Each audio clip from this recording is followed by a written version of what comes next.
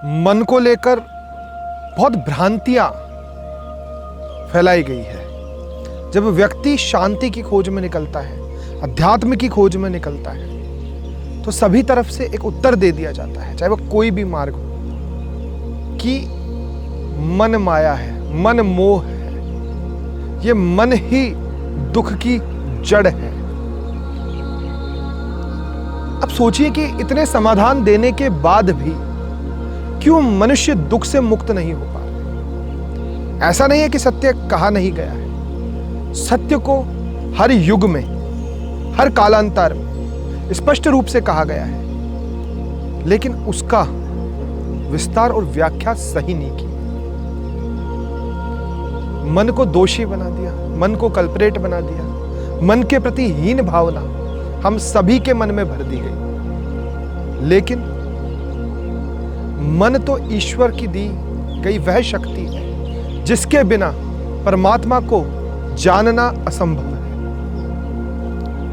आप सोचिए कि जब परमात्मा स्वयं ही है, तो क्या है जो भटकी हुई जागरूकता को पुनः परमात्मा तक लेकर आएगा? वह केवल मन है। मन ही सच्चा साथी है, मन ही सच्चा दोस्त है, मन ही सच्चा भक्त है। किंतु जब यह मन विकार ग्रहण कर लेता है तो इसमें अहंकार आ जाता है, और यह अहंकार रूपी मन रावण बन जाता है। जिस प्रकार रावण ने अपने अहंकार के वश में केवल विनाश किया, केवल हिंसा की, उस युग में शक्ति का अपहरण कर लिया, उसी प्रकार अगर अहंकार आ गया तो परमात्मा की शक्ति का अपहरण हो जाएगा, जैसे सीता जी का उस समय हुआ था। अब आप देखिए कि जब अपहरण हुआ, उस मन ने अहंकारवश परमात्मा की शक्ति का अपहरण किया, उसकी खोज किसने की? उसकी खोज उसी मन ने हनुमान बन के की। ईश्वर की दी गई ये शक्ति हमारे पास है, सदैव है, प्रतिक्षण है, लेकिन परमात्मा के सिवा कोई सर्वशक्तिमान नहीं है। तो अब यह भीतर के परमात्मा के ऊपर ही है कि इस मन का कैसे हमें इस्तेमाल करना है। इसे अहंकार रूपी रावण बनाना है या इसे भक्त वत्सल हनुमान बनाना है। अगर यह भक्त वत्सल हनुमान बन गया तो राम के द्वारा जो भी कार्य किया गया है वह सब हम करने में समर्थ हो जाएंगे, क्योंकि कहते हैं कि सिया राम मैं सब जग जानी। तो ये संपूर्ण विश्व हमें स्वयं में ही नजर आ जाएगा। लेकिन उसके लिए इस मन को दास बनाना बहुत आवश्यक है। शास्त्रों का अध्ययन करके व्यक्ति विद्वान तो बन गया, लेकिन उस विद्वत्ता ने अहंकार को जन्म दिया। अगर हम रावण के चरित्र को देखेंगे और समझेंगे तो हमें इस बात की प्रतीति होगी कि रावण शास्त्रों का ज्ञानी था, वेद पुराण जानता था, लेकिन उस वेद पुराण और उस ज्ञान से उसे केवल अहंकार मिला। क्यों उसे परमात्मा नहीं मिला? क्यों उसने विनाशात्मक कार्यों में अपनी शक्ति एवं मन लगाया? क्योंकि इंद्रियों को तृप्त करने के लिए उसकी मन की शक्तियों ने अहंकार का रूप धारण किया। तो अगर मैं इंद्रियों को तृप्त करने जाऊंगा और इस मन की शक्ति जो परमात्मा का दिया गया सबसे सुंदर उपहार है, तो मैं कल्पनाओं की लंका बनाऊंगा। मैं उस परमात्मा की शक्ति का हरण कर लूंगा तो मुझे वो दिखाई कहां से देगा? वो जड़ हो जाएगा। इसीलिए हमें हमारी चैतन्य शक्ति को पहचानना है। हमें मन से घृणा नहीं करनी है, हमें इस मन से प्रेम करना है। हमें इस मन को हनुमान रूप देना है, भक्त वत्सल रूप देना है। तब ही अहम ब्रह्मास्मि और खुद के स्वामित्व का हमें बोध हो पाएगा। अन्यथा अहंकार में फंसकर कल्पनाओं के संसार को बनाकर हम हमारी सत्ता के राजा तो बन जाएंगे, लेकिन एक दिन उन कल्पनाओं का जलना निश्चित है। सारे साम्राज्य का धूमिल होना निश्चित है, और यही अब तक होता आ रहा है। हमें विद्वत्ता का मार्ग दिया जाता है, हमें शास्त्र पढ़ने को कहा जाता है, हमें मन को मिटाने को कहा जाता है, हमें मन को समाप्त करने को कहा जाता है। मन के समाप्त होते ही अहंकार प्रकट हो जाता है कि कुछ समाप्त होगा तो कुछ प्रकट तो होगा।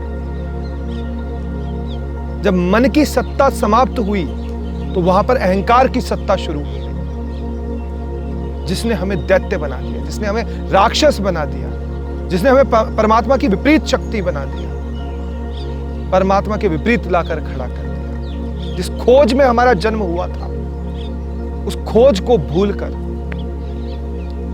हम हमारी विस्मृतियों के कारण, उस अहंकारवश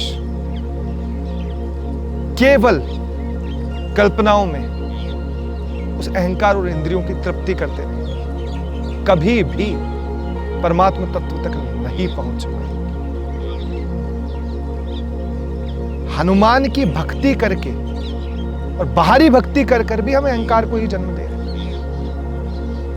जो लोग हनुमान को बाहर खोज रहे हैं, वानर रूपी प्रतिमा में खोज रहे हैं, वानर रूपी कल्पना में खोज रहे हैं, उन्हें भी उनके भक्त होने का अहंकार ही तो हो रहा है कि मैं भक्त हूं, मुझ पे कृपा है, उनकी शक्तियों की कृपा मुझ पर है, इसीलिए मेरे काम हो रहे हैं। यह भी अहंकार को ही जन्म दे रहा है, क्योंकि हनुमान को मानना नहीं है, हनुमान को जानना है। जहां भी मानोगे वहां फंसोगे। जहां राम को मान रहे हो वहां फंस रहे हो, जहां हनुमान को मान रहे हो वहां फंस रहे हो। क्योंकि मानने की आवश्यकता तब पड़ेगी जब आपको उसका अनुभव नहीं। विश्वास और श्रद्धा भी मन की एक अवस्था है। विश्वास आप तब करने की जरूरत पड़ेगी जब आप उसे जानोगे नहीं। जानने के बाद विश्वास की आवश्यकता ही नहीं। श्रद्धा और विश्वास बैसाखी है जो केवल सहारा दे सकती है, पूर्ण रूप से हमें खड़ा नहीं कर सकती। सहारे कब तक खड़े रहोगे? कब तक ये भक्त होने के अहंकार में जीते रहोगे? क्योंकि भक्त होने का अहंकार तुम्हें भक्त नहीं बना रहा, तुम्हें रावण बना रहा है, तुम्हें उस परमात्मा से और दूर ले जा रहा है। जब ये अहंकार समाप्त होगा, जब ये मन दास होगा, जब ये मन भक्त होगा, जब ये मन हनुमान होगा, तभी ये राम के भजन करेगा, तभी ये राम के दर्शन करेगा। राम तो सदैव बाहें फैलाए खड़े अपने हनुमान को गले लगाने के लिए, लेकिन इंद्रियों की तृप्ति के अंदर हम हनुमान को तो भुलाने का प्रयास कर रहे हैं और उस रावण को जगाने का प्रयास कर रहे हैं। रावण को आप बाहरी कैरेक्टर, हनुमान को आप बाहरी कैरेक्टर मान के आज प्रशंसा या निंदा कर रहे हो, लेकिन जब हम गौर करेंगे, ध्यान देंगे, तो रावण के सभी गुण हम में पाएंगे। शास्त्रों का अहंकार हो जाना, ज्ञान का अहंकार हो जाना,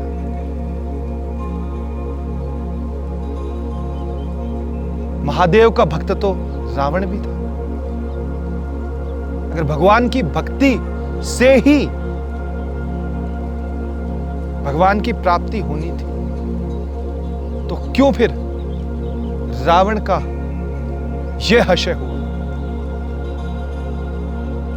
क्योंकि उसने अहंकारवश कल्पना से निर्मित भगवान की उपासना की। उसने सदैव इंद्रियों को तृप्त करने की इच्छाएं प्रकट की। महादेव की भक्ति के अंदर भी रावण ने सोने की लंका की इच्छा की। भगवान को कहीं और से लाने का प्रयास किया। जब वो दूर ही नहीं है तो उसे लाने का प्रयास करो। हम क्या कर रहे हैं? हम भी तो इसी प्रकार की भक्ति कर रहे हैं, रावण रूपी तो भक्ति कर रहे हैं। कि हम कहीं और हैं और कैलाश से उन्हें लंका में लाने का प्रयास कर रहे हैं। अगर इसे हम इंद्रियों की तृप्ति में लगाते हैं तो हमें कैलाश से लंका की ओर लाने की जरूरत नहीं पड़ेगी शिव को। हमें पता चल जाएगा कैलाश यहीं और मैं भी कैलाश निवासी हूं। तो मैं इस आत्मभूति को समझ पाऊंगा कि परमात्मा मुझसे दूर है ही नहीं। यह एहसास रावण को ही हुआ कि परमात्मा मुझसे दूर है, मुझे उससे लाना है, मुझे स्थापित करना है, मुझे उसे खुश करना है। और इसी अहंकार के अंदर उसने अपना विनाश लिख लिया। मनुष्य क्या है? मनुष्य तो एक संज्ञा दी गई है परमात्मा के खेल के अंदर। मन, बुद्धि और चित्त की शक्तियों से जब परमात्मा इस खेल में उतरता है तो उसे ही मनुष्य कह दिया जाता है। मन को जिस दिन जान लिया उस दिन तो परमात्मा ही हो गए। जो इंद्रियों से बना है और मन से दूर है वो मनुष्य। लेकिन जिस दिन उसने मन को पहचान कर उसकी शक्तियों का उपयोग स्वयं को जानने के लिए कर लिया, उन्हीं शक्तियों के साथ क्यों परमात्मा ने हमें भेजा है। परमात्मा को अनंत काल से हम करुणा निधान कहते हैं, कृपा सिंधु कहते हैं। क्या वो करुणा और कृपा क्या है? हम उस करुणा और कृपा को समझ पाए हैं? व्यक्ति कहता है कि मैं धनवान हो गया, ये उसकी कृपा है। तो इसका मतलब जो धनवान नहीं है उस पे परमात्मा की कृपा नहीं है। हमने कृपा की और करुणा की परिभाषा वही अपनी इंद्रियों की तृप्ति से दे दी कि मेरे पास साधन और संसाधन है तो मेरे पे ईश्वर की कृपा है। लेकिन वो तो केवल इंद्रियों की तृप्ति के लिए, तेरे अहंकार को बढ़ाने के लिए। मैं उसे कृपा और करुणा नहीं कहूंगा। सबसे बड़ी कृपा और करुणा क्या है जो उस परमात्मा ने हम पे की है कि उस परम तत्व ने इस खेल में हमें उतारा लेकिन कभी हमें छोड़ा नहीं। वो सदैव हमारे साथ रहा, समीप रहा, हम में ही रहा। और मन रूपी शक्ति उसने सदैव हमारे साथ रखी कि जिस दिन तुझे इस मन के सही उपयोग का बोध हो जाएगा उस दिन तो इस खेल से बाहर हो जाएगा, तो इस खेल को समझ जाएगा। नहीं तो हम इस खेल को तो भूल गए हैं और इस खेल को ही सत्य मानकर इसी के प्रति आसक्ति रखते हुए जो इंद्रियों में नश्वर सुख है उसी को उसकी कृपा की संज्ञा देने लग गए, उसकी करुणा की संज्ञा देने लग गए, जो कि कितनी बड़ी मिथ्या और कितना बड़ा झूठ है। जिसने स्वयं नहीं जाना उसने मन को दोष दे दिया। जो स्वयं नहीं जानता और स्वयं सिर्फ खुद के अहंकार को पुजवाने के लिए मानसिक रोगी बना दिया। जबकि मन तो चिकित्सक है, मन तो उपचार करता है उन तमाम इंद्रियों द्वारा उत्पन्न हो रहे रोगों का। जो बाहर विकार है वो इंद्रियां ही तो पकड़ती है, मन कब पकड़ता है? लेकिन उस मन की शक्ति को इंद्रियों की ओर लगा दिया, इसलिए वो उस रोग को देख पा रहा है, उस चिकित्सक को नहीं देख पा रहा है। मन तो बाहर से कभी नहीं पकड़ता, केवल ये इंद्रियां पकड़ती है। मन तो परमात्मा के ही पास होता है, कभी उससे दूर होता ही नहीं है। क्या कभी हनुमान राम से दूर हुए हैं? कभी नहीं हुए हैं। वो मन को रामोन्मुखी कर दे, आत्मोन्मुखी कर दे और इस मन को इसके दास भाव के अंदर सुशोभित कर दे, इसके स्वामी भक्त भाव के अंदर सुशोभित कर दे। हमें सारी इंद्रियों को एकत्रित करके उस भक्त के चरणों में समर्पित करना है। फिर आप देखिए कि कैसे आपका परमात्मा से साक्षात्कार नहीं होता है। लेकिन जब तक हम हनुमान को बाहर ढूंढते रहेंगे, जब तक हम हनुमान को कुछ और मानते रहेंगे जिसका संबंध हमसे नहीं है, तब तक हनुमान नहीं मिलेगा। क्योंकि जब हमसे संबंध ही नहीं है तो हमसे क्यों मिलेगा? अगर वो कोई बाहरी है तो वो बाहरी हमसे क्यों मिलेगा? बाहर की सत्ता कभी हमसे मिलती ही नहीं। वो बाहर ही उत्पन्न होती है और बाहर ही नष्ट हो जाती है, क्योंकि बाहरी सत्ता नश्वर है।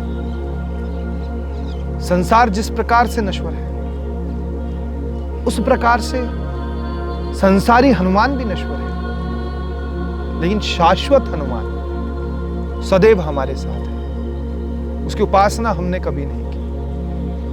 हम हर वर्ष विजयदशमी पे रावण का दहन करते हैं, लेकिन रावण के विकारों का, रावण के द्वारा उत्पन्न अहंकार का हमने अभी तक दहन नहीं किया है। इसीलिए रावण रूपी जीवन हम जीते चले जा रहे हैं। और इसकी सबसे बड़ी गलती मैं उन लोगों को मानता हूं जो धर्म की ठेकेदारी करते हैं, शाश्वत और अध्यात्म से मिलाने का दावा करते हैं और वही लोगों को भटका देते हैं उसी पाखंड के अंदर आकर। जो मन उस परमात्मा की सबसे बड़ी कृपा है, उस कृपा से ही हमें दूर कर देते हैं। उस मन को साधने के बजाय उस मन को मिटाने की बातें हमसे कही जाती हैं। अध्यात्म से दूर करने का यह प्रयास उन लोगों द्वारा किया जा रहा है जो रट रट कर अहंकारी हो गए, जो चमत्कार दिखाने के दावे करते हैं। तुम्हारा होना ही चमत्कार है, इससे बड़ा कोई चमत्कार नहीं है। जिस दिन इस बात पर विश्वास कर लोगे, इस मार्ग पे चल जाओगे, तुम्हें किसी और की आवश्यकता नहीं है। तुम्हारे साथ सदैव महाबली हनुमान है मन के रूप में। जब उनकी शरण में चल जाओगे तो कोई भूत पिशाच बाधा तुम्हें कभी नुकसान नहीं पहुंचाएगी, कोई संकट तुम्हें कभी नुकसान नहीं पहुंचाएगा, क्योंकि महाबली हनुमान उस मन की शक्ति के साथ तुम्हारे साथ सदैव विराजमान है। अहंकार तुम्हें दुविधा में डालेगा। तुम्हारी बहन, अहंकार की बहन शूर्पणखा की नाक भी कटेगी, बेइज्जती भी होगी, क्योंकि जब सत्य सामने आएगा तो अपमान ही होगा। उसके पुत्र मेघनाथ को भी मिटा दिया जाएगा, उसके भ्राता कुंभकर्ण को। अत्यधिक निद्रा और भोग विलासी अहंकार का ही तो भाई है, उसको भी मार दिया जाएगा।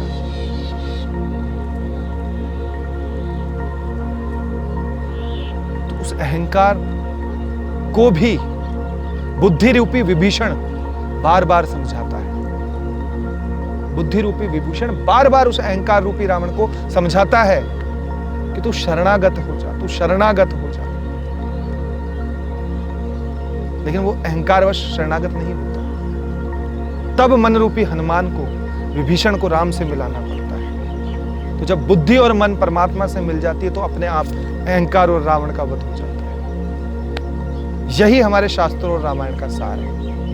उस सार को जाने बिना, उस सार को समझे बिना हम रामायण को नित्य हमारे घर में हजारों वर्षों से रट रहे हैं, बोल रहे हैं, लेकिन समझ नहीं रहे। इसीलिए रामायण की कृपा हम पर आज तक नहीं हो पाई। केवल इंद्रियों की तृप्ति को अगर हम परमात्मा और शास्त्र की कृपा मान रहे हैं तो ये हमारी मूढ़ता है, मूर्खता है।